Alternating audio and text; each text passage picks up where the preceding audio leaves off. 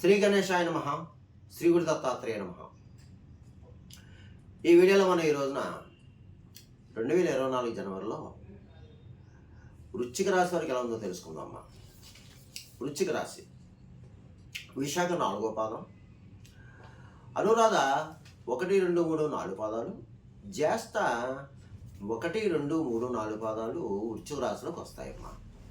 ఈ రాశిలో ఉన్నటువంటి స్త్రీలకు పురుషులకు ఈ మాసంలో యోగదాయకంగా ఉంది. గ్రహ సంచారం యోగదాయకంగా ఉంది.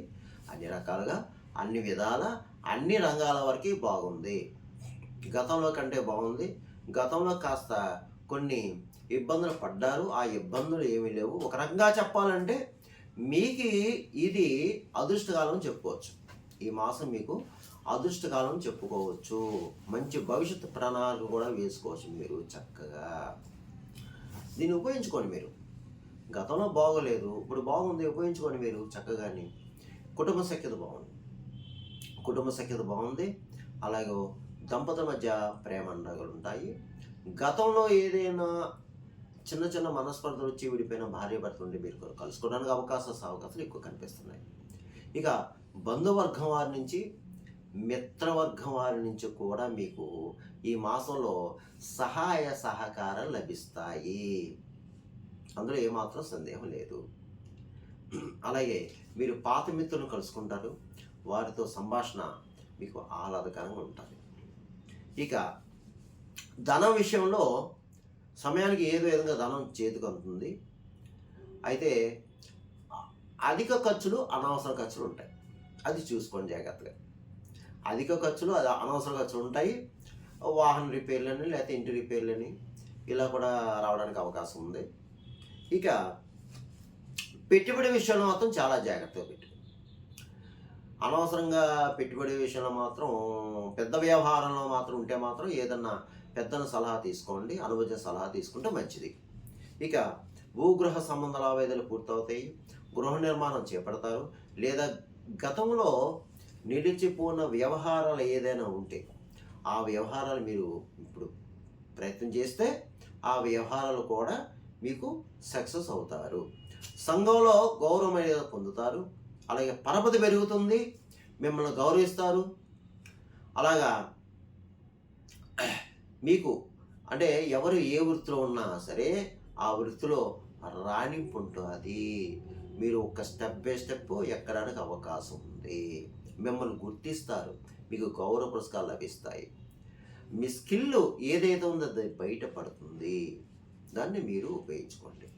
ఇక మీకు తీర్థయాత్రలు చేస్తారు ఈ మాసం. మీరు పుణ్యక్షేత్ర దర్శనం, నూతన వస్త్ర ప్రాప్తి, వాహన యోగం ఉంది. పాత వాహనం అమ్మి కొత్త వాహనం కొనుక్కోవడం, లేదా డైరెక్ట్గా కొత్త వాహనం కొనుక్కోవడం జరుగుతుంది. చక్కగా ఉంది, ఏం పర్వాలేదు. విలాస వస్తువులు కొనుక్కుంటారు, విలువైన వస్తువులు కొనుక్కుంటారు, శుభకార్యాలు పాల్గొంటారు. చాలా చక్కగా ఉంది. అయితే ఇందులో కొంతమంది ప్రబుద్ధులు ఉన్నారు. ఆ ప్రబుద్ధులు బద్ధకాన్ని విడనాడి ప్రయత్నం చేస్తే తప్పకుండా 100% సక్సెస్ అవుతారు. 100% సక్సెస్ అవుతారు. ప్రయత్నం చేయండి. ట్రై అగైన్ మీరు సక్సెస్ అవుతారు. సమయం బాగున్నప్పుడు మనం ప్రయత్నం చేయాలి. ఇకపోతే మీరు చేపట్టిన కార్యక్రమాన్ని శుభవంతం అవుతాయి. కొంతమందికి అయితే శుభకార్యాలు మీ ఇళ్ళలోనే కొన్ని శుభకార్యాలు జరగడానికి అవకాశాలు కనిపిస్తున్నాయి. అలాగే దూర ప్రయాణాలు చేస్తారు. అయితే ప్రయాణం విషయంలో మాత్రం జాగ్రత్త. ఏమీ లేదు. దూర ప్రయాణం చేసేటప్పుడు కాస్త ఒక వెల్లుల్లిపాయ, ఒక నిమ్మకాయ దగ్గర పెట్టుకోండి, అంతే. ఇక ఎవరితో కూడా ఎక్కువ వాదాలకు దిగొద్దు. ఎట్టి పరిస్థితుల్లోనూ వాదాలకు దిగొద్దు. అబద్ధపు సాక్ష్యం చెప్పవద్దు. నోటిని అదుపులో పెట్టుకోండి. ఆచి చూచి మాట్లాడండి. ఎవరితో మాట్లాడేటప్పుడు ఆచి తూచి మాట్లాడండి. ఇష్టానుసారంగా మాట్లాడద్దు. ముఖ్యంగా గురువుని, బ్రాహ్మణుని దూషించొద్దు. గౌరవించండి. వాళ్ళని గౌరవించండి. ఇక ఇతర దేశంలో ఉన్న వారికి బాగుంది. అలా ఇతర దేశం వెళ్ళే వారికి కూడా, అంటే ఉద్యోగపరంగా, చదువు పరంగా ప్రయత్నం చేసే వాళ్ళు ఎవరైతే ఉన్నారో మీకు కూడా బాగుంది. మీరు ప్రయత్నం చేయండి, సక్సెస్ అవుతారు. అలాగే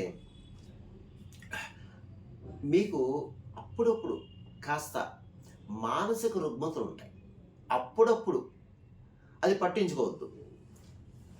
అది మీరు పట్టించుకోవద్దు. టెన్షన్ పడవద్దు, కంగారు పడవద్దు, ధైర్యంగా ఉండండి, మనోనిబ్బరంగా ఉండండి, మనోధైర్యంగా ఉండండి. కంగారు పడకండి, మీ పని మీరు చేసుకుని వెళ్ళిపోండి. ఇకపోతే ఇందులో రియల్ ఎస్టేట్ రంగంలోకి బాగుంది. అలాగే స్పెక్యులేషన్ లాభిస్తుంది. ప్రైవేట్ కాంట్రాక్టులు ఉన్న వరకు కూడా బాగుంది. కానీ కొంచెం కష్టపడాలి ఈ మాసం మీరు. అలాగే వాటర్ ఫీల్డ్ వరకు బాగుంది. అలాగే రాజకీయ నాయకులు కూడా బాగుంది. కొన్ని బాధ్యతలు పదవులు చేపడతారు. ప్రజలు మంచి గుర్తింపు తెచ్చుకుంటారు. ఇక ఈ కళారంగం వారు, సినిమా టీవీ ఆర్టిస్టులు ఎవరైతే ఉన్నారో అంటే అన్ని రకాల డిపార్ట్మెంట్ వారు కూడా మీకు కూడా బాగుంది, చక్కగా ఉంది. మంచి సువర్ణ అవకాశాలు వస్తే మీరు ఉపయోగించుకోండి. సువర్ణ అవకాశాలు మీరు ఉపయోగించుకోండి. ఇక అన్ని రకాల వ్యాపారస్తులకి బాగుంది. జాయింట్ వ్యాపారస్తులకు బాగుంది, సింగిల్గా చేసే వాళ్ళకి బాగుంది, కొత్తగా కూడా వ్యాపారం పెట్టుకోవచ్చు, మీకు బాగుంది. అలాగే ప్రభుత్వ పరంగా ప్రైవేట్ పరంగా ఉన్న ఉద్యోగస్తులు కూడా బాగుంది, చాలా చక్కగా ఉంది. మీకు గృహ మార్పు కనిపిస్తుంది. అలాగే స్థల మార్పు, ఈ ప్రమోషన్స్తో కొన్ని బదిలీలు రావచ్చు, ఇంక్రిమెంట్లు పెరుగుతాయి, శాలరీస్ కూడా పెరుగుతాయి. అలాగే ఉద్యోగం ప్రయత్నం చేసుకునే వాళ్ళు కూడా ప్రయత్నం చేసుకోండి. ఈ రాశివారు ముఖ్యంగా ఉద్యోగ ప్రయత్నంలో ఉన్నవారు ప్రయత్నం చేసుకోండి, మీకు తప్పకుండా జాబ్ జరుగుతుంది. ఇక చదువుకునే విద్యార్థులు కూడా చక్కగా చదువుతారు. అలాగే వివాహం అయ్యే అమ్మాయిలు అబ్బాయిలు ఎవరంటే కూడా ప్రయత్నం చేసుకోండి అమ్మా, మీకు కూడా చక్కగా ఉంది. వివాహ యోగం ఉంది, ఆ యొక్క ప్రయత్నం చేస్తాయి. ఇకపోతే నేను చెప్పి ఈ రాశి ఫలాలు కేవలం గోచర ఫలాలు. అది మీకు 30-40% పనిచేస్తుంది. మిగతా 60% మీ జన్మ జాతకం మీద ఆధారపడి ఉంటుంది. ఎందుకంటే మీ జన్మజాతకంలో ఉన్న ప్లానెటరీ పొజిషను, అందులో ఉన్న గ్రహ మైత్రితో ఎలా ఉంది, జరిగే దశాంతర దశ, ఇవన్నీ మీరు చూసుకోవాలి. ఎందుకంటే నేను చెప్పి కొంతమంది జరగచ్చు, కొంతమంది జరగకపోవచ్చు. కొంతమంది కాల్ చేస్తున్నారు, గురువుగారు మీరు చెప్పినవి జరిగినవి బాగున్నాయని. కొంతమంది జరగలేదని కాల్ చేస్తున్నారు. ఎందుకంటే మీ జన్మజాతకం కూడా చూడాల్సి ఉంటుంది. మీకు ఎవరికైనా కావాలంటే సలహాలు సూచనలు కావాలంటే ఈ కింద ఉన్న నెంబర్కి ఫోన్ చేస్తే మీకు సలహాలు సూచన ఇవ్వడం జరుగుతుంది. ఇక నేను ఈ వృశ్చిక రాశి వారు ఈ జనవరి మాసంలో నేను చెప్పిన పరిహారం చేసుకుంటే మీ అందరికీ మేలు జరుగుతుంది, మంచి జరుగుతుంది. అది ఏమిటి అంటే మీరు ఎక్కువ ఈ మాసం అంతా సుబ్రహ్మణ్య స్వామి ఆరాధన చేసుకోండి. సుబ్రహ్మణ్య స్వామి ఆరాధన, అలాగే మంగళవారం నియమాలు, సుబ్రహ్మణ్య స్వామి వారికి అభిషేక అర్చన పూజలు, స్వామి వారికి అష్టకం ఉంటుంది.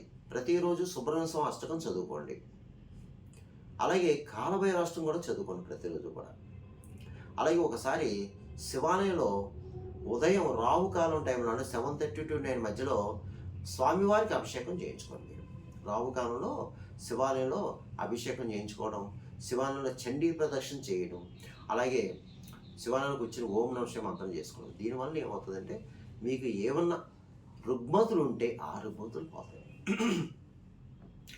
అలాగే ఇంకా ఎక్కువ బాధపడే టైంలో ఉంటే ఒక పౌర్ణమి రోజున చక్కగా అమ్మవారి గుడిలో చండీ హోమం చేస్తారు, చండీ హోమం చేయించుకోండి. అలాగే గోవుకి ఆహారం పెట్టండి, గోవుకి ఆహారం పెట్టండి, గడ్డి పెట్టండి, కాకులకి తీపన్నం పెట్టండి, పావురాలకి జొన్నలు వేయండి, పిచ్చుకలకి ధాన్యం వేయండి, కుక్కలకి బిస్కెట్ బ్రెడ్ పెట్టండి. అలాగే మీకు ఫిజికల్ హ్యాండిక్రాఫ్ట్స్ బ్లైండ్ పర్సన్స్ వీళ్ళకి తప్పనిసరిగా ఆహారం పెట్టండి అమ్మా. తప్పనిసరిగా ఏ రోజైనా సరే ఆహారం పెట్టండి. ముఖ్యంగా కాస్త కడుపు నింపండి, భోజనం పెట్టండి, ఒక వ్యక్తికి భోజనం పెట్టండి, మీకు చాలా మంచి మేలు జరుగుతుందమ్మా. ఇక మీరు తప్పనిసరిగా ఏదో ఒక పుణ్యక్షేత్ర దర్శనం చేసుకోండి. ఈ మాసంలో మీరు ఏదో ఒక పుణ్యక్షేత్రం చేసుకుంటే మీకు ఉన్న రుగ్మతుల నుండి బయటపడతారు. దీని నుంచి మీరు ఏం కంగారు పడకండి. రాశి వారికి, ఈ వృశ్చిక రాశి వారికి అంతా మేలు జరుగుతుంది, మంచి జరుగుతుంది. సర్వే జనా సుఖినో భవంతు, శుభం భవతు, స్వస్తి.